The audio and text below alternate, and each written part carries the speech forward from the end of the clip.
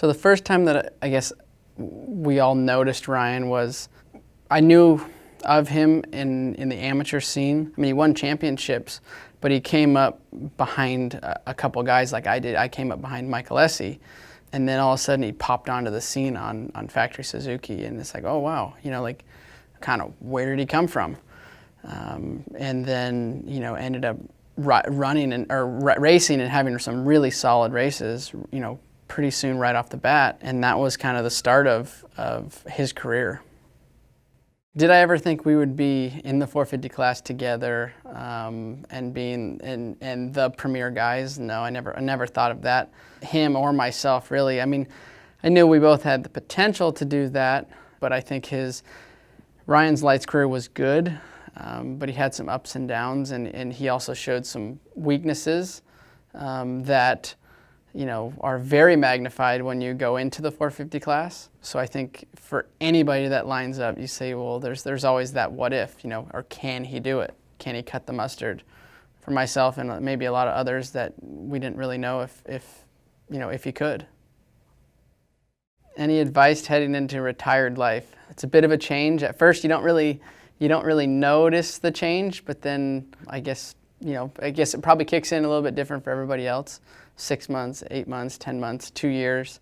Eventually you might find yourself, I don't want to use the word bored, but that's what comes to mind really, really quick and easy. But for me, I found and got involved with some other things and stuff way outside of racing, which was fun for a little bit, and then the kids came along. So bored isn't really in my vocabulary anymore. I'm pretty busy with them, and it's all hands on deck with the two of them for us. So, get ready, because I know you guys want to have kids, and it's going to be a life changer. I think there's a couple races that stands out in my mind. One of them was, I think it was 2010 when I broke my lower leg at it was in Missouri, I believe.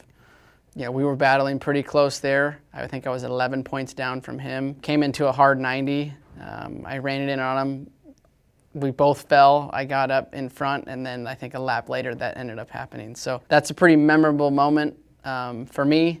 There's actually a couple of them with Ryan. We have Motocross of the Nations. Every time we go to Europe, we always have it always just seems like we have a target on our back, even if we've won the previous years or haven't. Everybody has a statement to make against us for some reason. And for myself, it was reassuring that I had a teammate like Ryan on the team, because he's very consistent. He's quick. He holds his composure together. And I think for the both of us, he can rely on me and I can rely on him. He knows that I can pull anything out of the hat when needed. And then for me, I know that he's going to come through. He's going to have our back, in the end, at the end of the race. And then his home race, too, that we had. Minneapolis was a good race with him. He was his hometown race. Obviously, he has a fair amount of fans there. Not to mention the race itself was just good in general. I think it went down to, maybe 3 to go. And, we were battling. I think we passed each other 3 or 4 times. Ryan, I think, is one of those guys that definitely gets fueled by, the crowd, and I definitely could feel it there. That weekend he was just flat out better. Was it him? Was it the crowd? Was the crowd getting to me? I don't know.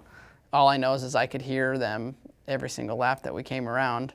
Each side of the stadium every time we were on their side, they were going for it, and they were loud, and it was ended up being an awesome race for him, I guess. He won. My relationship with Ryan, or for anybody in the pits for that matter, is our sport is very different. There's friends and people that you hang out with. There's really only maybe 1 or 2 cats that you do that with.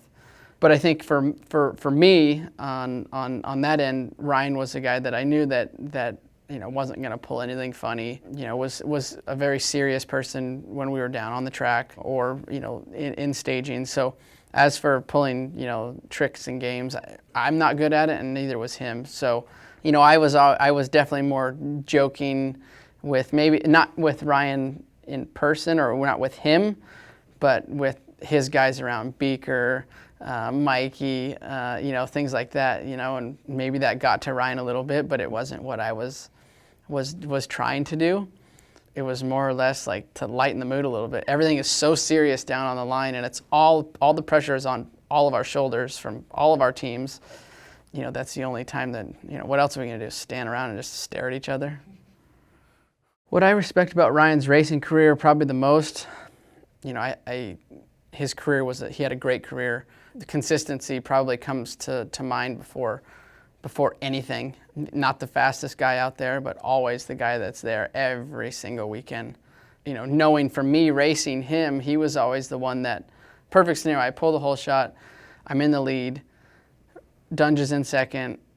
That was like the thorn in my side because I knew that I had him speed-wise 9 times out of 10, but in 20 laps, like he was going to run his pace every lap till lap 20, where for me, I like to run like some real quick laps and then back it down. Well, he's there every single lap, and it's like I had to keep that pace going till the end. So that's probably what I hated the most about getting me in first and him in second. It's like, okay, well, now I have to push 20 laps.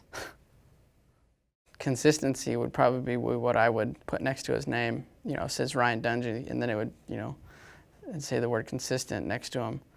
Our sport's a very unique sport, and I think he played his part very well. He was very calm, cool, and collected.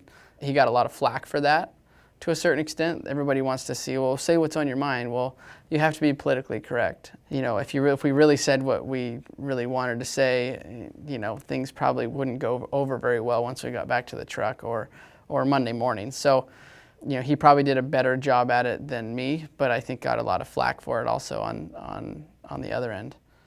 The sport without a Ryan Dungey,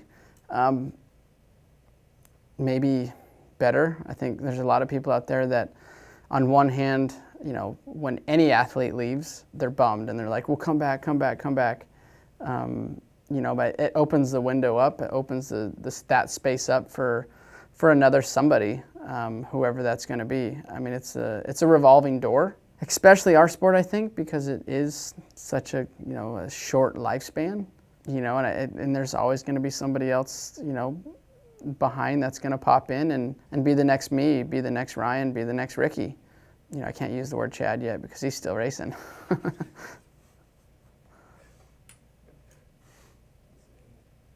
was good. That's good, right?